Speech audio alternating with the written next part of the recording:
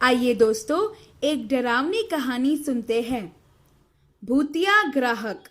यह कहानी दमन के रहने वाले विराट की है।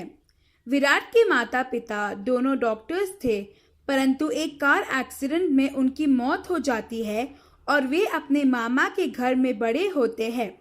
जब वे बड़े हुए तो उनके मामा की मौत के कारण वे बेघर हो गए थे। उनके पास न कोई रहने की जगह थी और न ही उनके पास खाना और कपड़े खरीदने के कोई पैसों की कमी के कारण वे छोटे मोटे काम करते थे, जैसे जूते पॉलिश करना, गुब्बारे बेचना, दूध बेचना आदि। इन कामों से उनका घर खर्च नहीं चलता था और हमेशा पैसों की कमी भी रहती थी।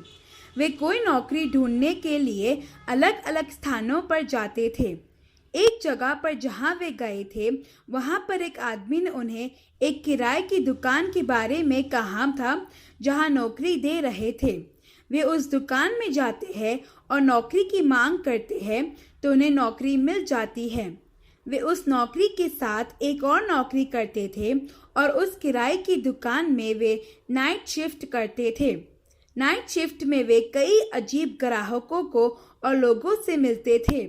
उस किराए की दुकान का मालिक भी थोड़ा अजीब था और हमेशा दुकान में बैठा बैठा सब पर चिल्लाता था और किसी भी कर्मचारी की तनख्वाह भी समय पर नहीं देता था।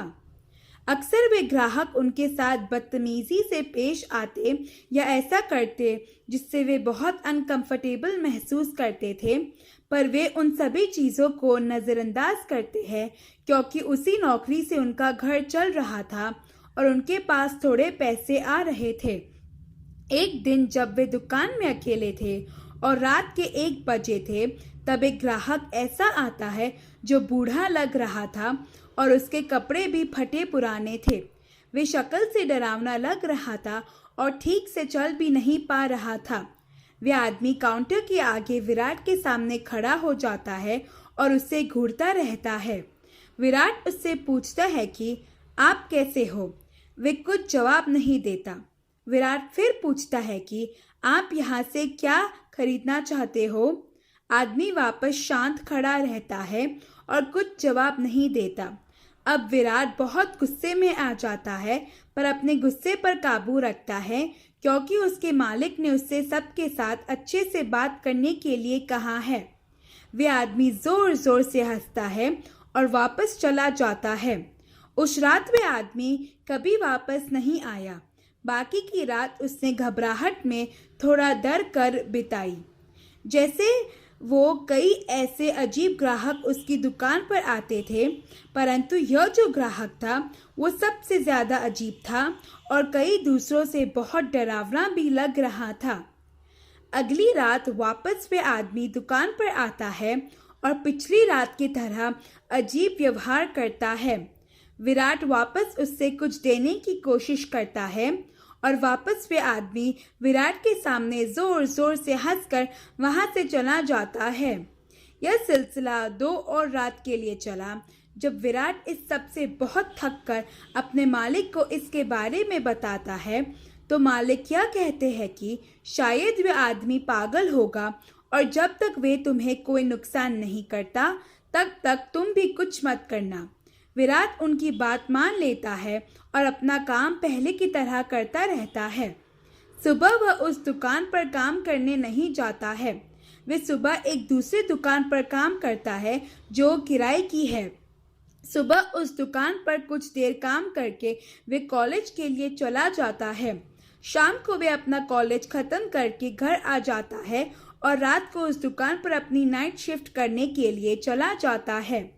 अब उस रात बहुत सारे ग्राहक उस दुकान पर आ जाते हैं, तब वे आदमी नहीं आता, परंतु जब दुकान सूनी हो जाती है तब वे आदमी वहां आ जाता है और काउंटर के सामने पहले की तरह खड़ा हो जाता है और विराट को घूरने लगता है। विराट गुस्से में आ जाता है पर कुछ नहीं करता, वरना उसका मैनेजर उससे डांट लगाएगा। वे शांति से वहां खड़ा रहता है और कुछ भी नहीं कहता। इस बार वे यही चाहता है कि वे आदमी उससे जो भी चाहता है वे लेकर वहाँ से जल्दी चला जाए और कुछ न चाहता हो तो वहाँ से चला जाए। परंतु इस बार वो आदमी हंसता नहीं है, वे फूट फूट के रोने लगता है। विराट उससे पूछता है कि तुम रो क्यों रहे हो? तो वे आदमी कहता है कि ऋषभ याद है ना। विराट यह बात सुनकर चौंक जाता है। वे ऋषभ को जानता था। ऋषभ वही व्यक्ति था जिसे विराट ने जान से मार दिया था। ऋषभ विराट का एक बहुत अच्छा दोस्त था और अमीर भी था। विराट के पास पैसों की कमी थी, इसीलिए वे ऋषभ के साथ घूमता था। पर ऋषभ बहुत कंजूस व्यक्ति था और कभी भी अपने दोस्तों पर एक पैसा भी खर्च नहीं करता था। ऋषभ के अमीर होने पर विराट को उससे बहुत जलन थी और उसके पैसों की लालच भी बहुत थी। वे कैसे भी करके ऋषभ के घर से पैसों की चोरी करना चाहता था। ऋषभ अकेला रहता था, इसीलिए विराट के लिए घर चोरी करना बहुत आसान था। एक दिन कॉलेज खत्म होने के बाद विराट और ऋषभ एक साथ ऋषभ के घर पर वीडियो गेम्स खेलने के लिए जाते हैं। जब ऋषभ अपने कमरे में था तब मौका ढूंढकर विराट किचन से चाकू लेता है और दबे पांव ऋषभ के कमरे में जाकर उसके पीठ में चाकू को घुसाकर उसकी जान ले लेता है। ऋषभ को मरने के बाद उसकी लाश को वे वहीं पर पड़ा रखता है और उसके सारे पैसों की चोरी विराट कर देता है।